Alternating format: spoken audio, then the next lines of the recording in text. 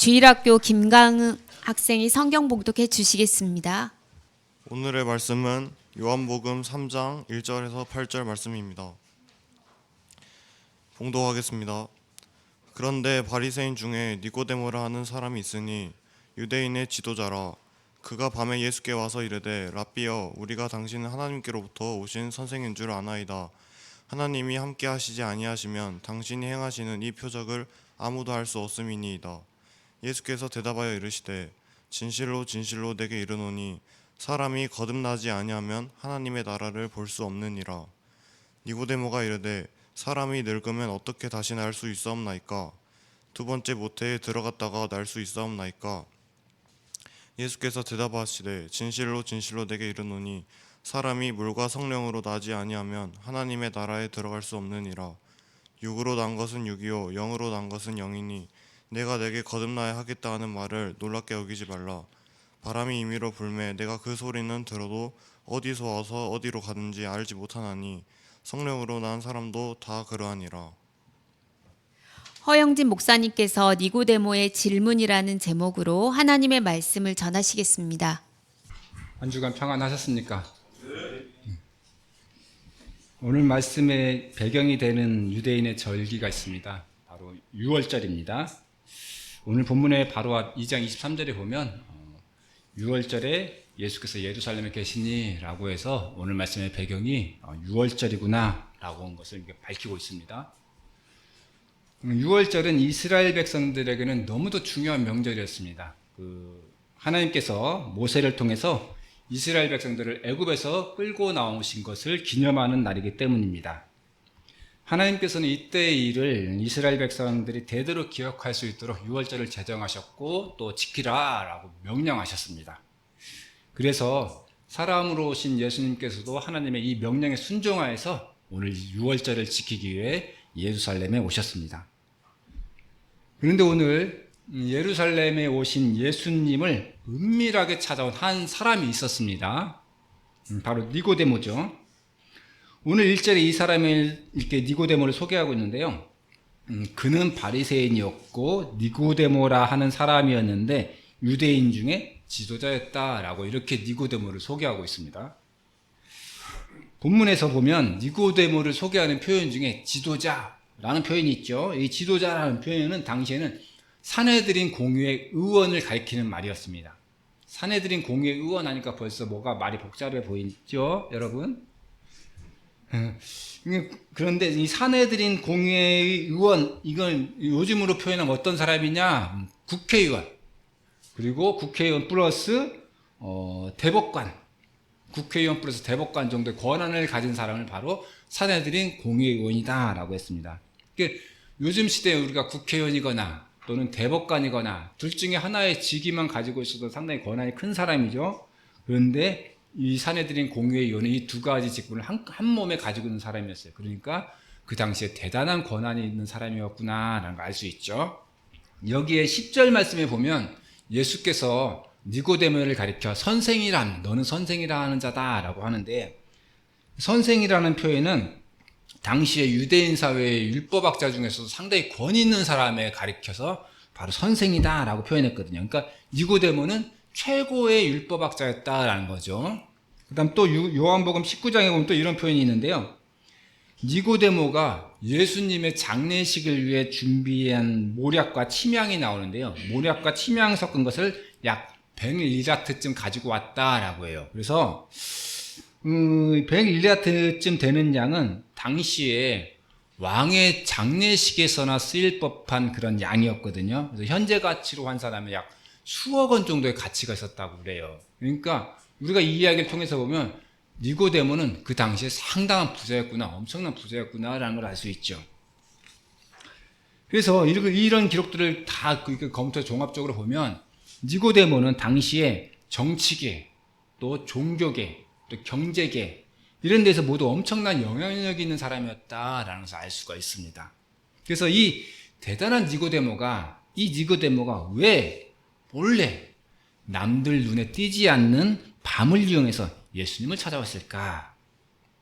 왜 당당한 낮에 찾아오지 못하고 밤에 왔을까? 이게 궁금하죠. 2절에 보면 니고데모가 예수님께 말씀드리는데요. 2절에 니고데모의 말에 의하면 니고데모는 예수님이 하나님의 아들이신 것을 믿고 있었구나 라는 것을 알 수가 있습니다. 뭐라고 말하냐면요. 랍비여, 우리가 당신은 하나님께로부터 오신 선생인 줄 아나이다 라고 예수께 말씀드립니다.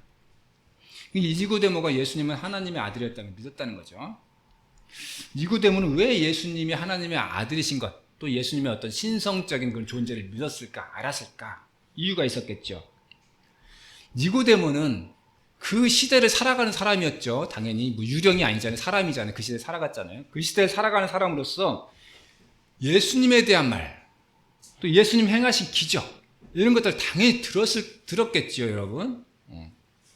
그러면 니고데모는 혼자 생각해 봤을 거예요. 내가 예수님에 대해 들은 이 말과 기적은 실제로 일어난 일임이 분명하다. 이 사실임이 분명하다라고 생각했을 거예요. 왜냐하면 이 많은 사람들이 예수께 대해 증언하는데 이 말들이 과연 거짓일까? 이 많은 사람들이 다 거짓말을 할까? 우리 이재희 집사님도 얘기하고 우리 장로님들 얘기하고 다 얘기하는데, 우리 집사님 권사님 얘기하는데 우리 집사님 권사님들이 다 나한테 거짓말을 할까? 이렇게 생각해 볼 수 있는 거죠. 그럼 이 사람들이 다 그들이 보고 말한 걸 나한테 얘기할 건데, 그러면 이게 다 사실이겠지. 그러면 이 사람은, 이 예수라는 사람은 이 사람들이 말하는 걸 근거에 보면 하나님의 아들임 또는 하나님이 보내신 사실이 분명하겠구나, 이런 결론에 이르겠죠. 2절에 니고데모의 말은 그런 구조로 논리적인 구조로 짜여 있어요. 2절에 니고데모의 말을 분석하면 니고데모는 논리적인 사고에 의해서 이런 결론에 이르게 됐다는 것이 분명하구나라는 우리가 알 수 있습니다. 니고데모의 사고 과정을 분석해보면 이래요. 하나님만이 이러이러한 기적을 행할 수 있다. 그런데 예수라는 사람이 이러이러한 기적을 행하더라. 그렇다면 예수라는 사람은 그 예수가 하나님이거나 하나님이 보내신 사람이거나 둘 중에 하나는 분명하구나 라는 이런 논리적인 과정에 따르게 되는 거죠. 그래서 니고데모의 이런 논리 과정에 따라서, 스스로의 논리 과정에 따라서 니고데모는 예수님의 어떤 존재에 대해서 확신을 가지게 되었다라고 이렇게 볼 수가 있습니다. 그럼에도 니고데모는 자기가 예수님을 찾아온 그 사실을 숨기고 싶어 했어요. 왜냐하면 그 이유는 니고데모가 유대인 중에 지도자였다라는 사실에 있습니다. 우리가 다 알고 있는 것처럼 당시에 유대인의 지도자들은 예수님을 미워했죠. 예수님의 사역을 방해하고 또 예수님을 곤란하게 하는 것을 기뻐하는 사람들의 중심에 바로 이 유대인 지도자 그룹들이 바로 있었기 때문입니다. 니고데모는 아까 지도자라고 했잖아요. 그래서 지도자 그룹의 일원이었기 때문에 당연히 이 사람들의 눈치를 살피지 않을 수 없었을 것입니다. 그러므로 니고데모는 마음으로는 예수의 존재에 대해서 믿고 또 확신했어도 행동만큼은 조심스럽게 하지 않을 수 없었다라고 보입니다.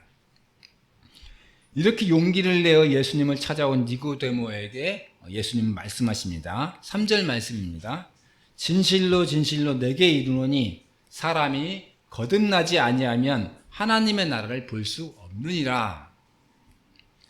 우리는 거듭나야 된다는 예수님의 말씀을 이해할 수 있을까요?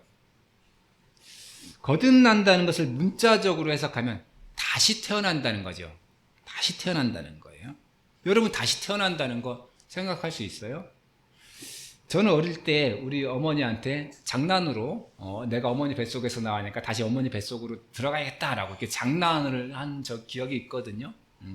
이렇게 다시 태어나야 되느냐? 니고데모는 예수님의 말씀을 이해할 수 없었어요.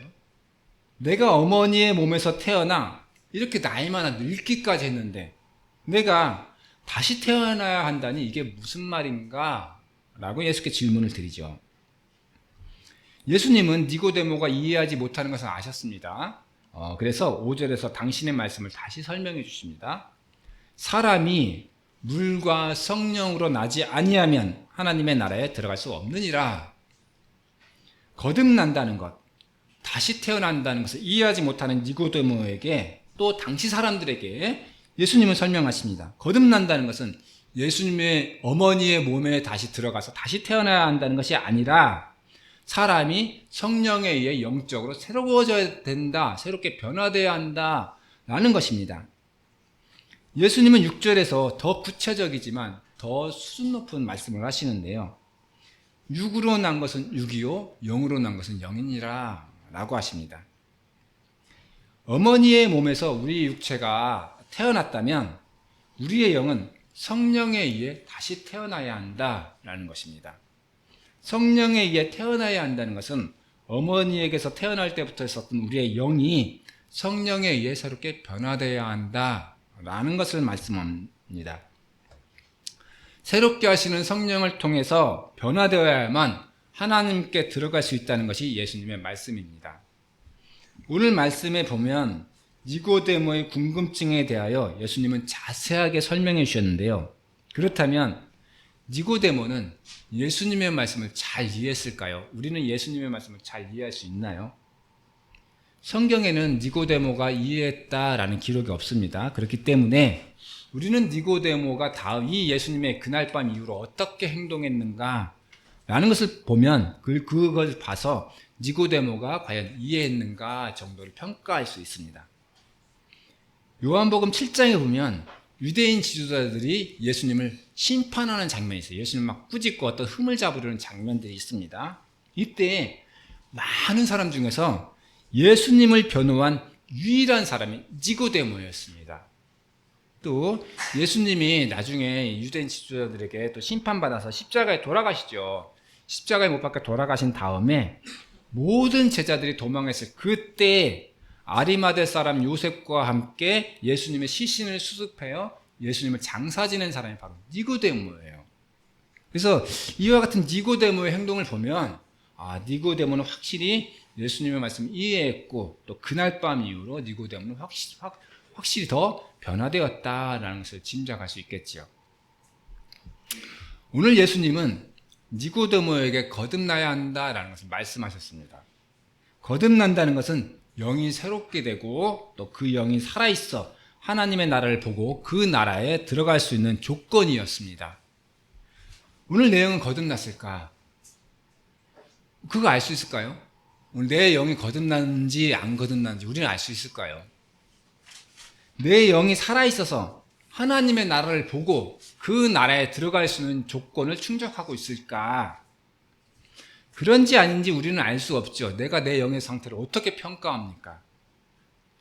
그러나 우리는 니고데모의 이야기에서 내 그 평가할 수는 없더라도 평가할 수 있는 기준이 무언가 평가 기준에 대해서 평가 기준을 알 수가 있겠죠. 내가 약한 자의 편에 서 있는가? 또 의로운 일을 행하는가?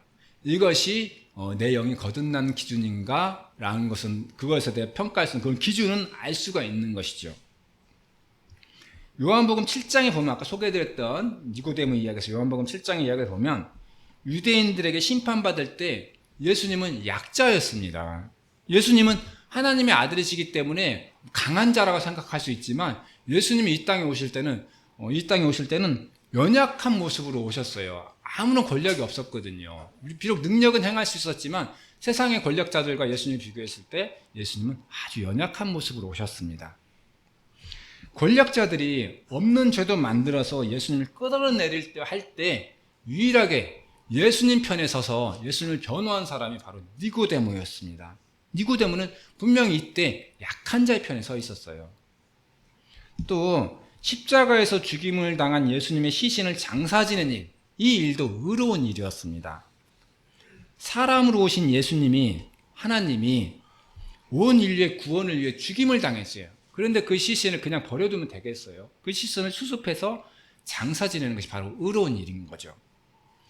그러나 그럼에도 불구하고 그 일이 의로운 일임에도 불구하고 제자들마저도 예수님을 살아서 3년 동안이나 예수님을 따라서 공부했고 수업했던 그 제자들마저도 예수님과 같이 심판받는 것이 무서워서 전부 도망했던 그 일들을 생각하면 니고데모의 행동이 얼마나 큰 용기가 필요했던 일인가 우리는 알 수 있죠. 최근에 유행했던 영화가 있어요. 왕과 사는 남자 있죠. 거기 보면 많이들 봤잖아요. 거기 보면 어몽도라는 인물이 등장하잖아요. 어몽도는 억울하게 죽임을 당했던 이 단종의 시신을 수습해서 장사 지낸 사람입니다. 당시 왕이었던 세조라는 사람이 왕이었는데요. 세조는 단종의 시신을 수습하는 자는 삼족을 멸하겠다. 그러니까 내 친족, 외가, 그다음에 또 처가 이 삼족을 다 멸하겠다. 이런 어명을 내려놨었습니다. 어명은 어명을 거부할 수 있는 사람은 없죠. 뒤집힐 리도 없고. 그럼에도 어몽도는 단종의 시신을 수습하는 것이 의로운 일이다라고 생각했습니다. 그는 이렇게 말했다고 해요. 옳은 일을 하다가 화를 당해도 달게 받겠다 이렇게 말을 했다고 합니다. 그는 이 일 때문에 그와 또 그에게 속한 가족들은 이 일 때문에 평생을 숨어 살았다고 해요. 그가 죽을 때까지. 그래서 그 후에 어몽도라는 사람의 삶이 재조명된 것은 그가 죽은 후 약 350년이 지난 후 그 일이 있다고요. 350년이 지난 후에 이루어졌습니다. 고종임금 때에 어몽도의 충전을 기려서 충이라는 호를 내리고 순조 때에는 공조판서의 벼슬이 내려졌다고 합니다. 그리고 잊혀질 뻔했던 그의 이야기가 오늘 영화로 만들어서 또 오늘날 새롭게 조명을 받고 있죠. 여러분, 우리가 약한 자의 편에 서는 것, 의로운 일을 행하는 것, 이런 것들은 말처럼 쉬운 일이 아니죠. 오늘 예로 들었던 니고데모나 또 어몽도의 이야기는 매우 큰 용기가 필요했던 일입니다. 매우 큰 용기가 필요했다라는 것은 내가 그 일을 함으로써 내가 큰 손해를 입거나 또는 내가 많은 손해를 입을 가능성이 매우 많다는 것이죠. 우리는 본능적으로 손해나는 일을 싫어합니다. 우리가 옳은 일을 하는 것, 의로운 일을 하는 것, 이런 것들이 내게 어려운 것은 그것이 내게 손해나는 것처럼 보이기 때문입니다. 실제로 손해가 많이 발생하기도 합니다. 니고데모가 예수님 편에 서는 것은 그가 당시 가졌던 어떤 권위, 명예, 재산 이런 것들을 다 잃어버릴 수 있는 위험한 행동이었습니다. 또 어몽도가 단종의 시신을 거둔 것은 그의 가족, 또 그는 물론이고 그의 가족, 또 그의 가족을 넘어서 그의 가문 전체가 다 죽게 만들 수 있는 일이었습니다. 그래서 내가 니고데모나, 내가 어몽도라는 사람 입장이었다면 과연 이 일을 할 수 있었을까? 매우 두려워지는 것입니다. 그들이 한 일은 확실한 손해는 보장되어 있었습니다. 내가 이 일을 하면 확실히 손해봐 보장되어 있었죠. 그러나 그들이 받을 이익 또는 보상은 불확실했던 겁니다. 어몽도가 350년 후에 이렇게 다시 재조명될 줄 알았겠어요? 차라리 니고데모는 본인의 신앙적인 확신이라도 있었을 겁니다. 신앙적인 확신이라도 있었겠지만 우리 당시 조선 사회에서 이 어몽도라는 사람이 그런 일을 행하기엔 너무 위험한 일이었죠. 사실은 의를 행하는 그렇습니다. 의를 행한다는 것은 그렇습니다. 그것이 손해나는 것처럼 보입니다. 그래서 세상에는 이익을 쫓아서 불의가 더 많아 보입니다. 그렇지만 우리 예수님은 말씀하십니다. 좁은 문으로 들어가라. 멸망으로 인도하는 문은 크고 그 길이 넓어 그리로 들어가는 자가 많다. 예수님 말씀에 의하면 좁은 문, 즉 의를 행하는 것이 우리에게 훨씬 더 큰 이익을 준다는 것입니다. 왜냐하면 좁은 문을 통하여 이르는 곳엔 생명이 있기 때문입니다. 반면에 넓고 큰 길, 많은 사람들이 가는 그 길, 곧 불의의 길은 이익이 되는 것 같지만 결국은 손해가 된다는 것입니다. 그 큰 문을 통해 이르는 곳에는 멸망이 있기 때문입니다. 우리가 사는 삶은 때때로 선택을 해야 합니다. 이쪽에 서야 할까? 저쪽에 서야 할까? 나눔과 섬김교회 성도 여러분들에게 세상은 선택하라고 합니다. 너는 어느 편이야? 이쪽에 설 거야? 저 편에 설 거야? 선택하라고 합니다. 선과 악, 참과 거짓, 의와 불의, 우리는 어느 편에 서야 합니까? 예수님은 마태복음 5장에서 말씀하셨습니다. 의를 위하여 박해받는 자는 복이 있나니 천국에 그들의 것임이니라.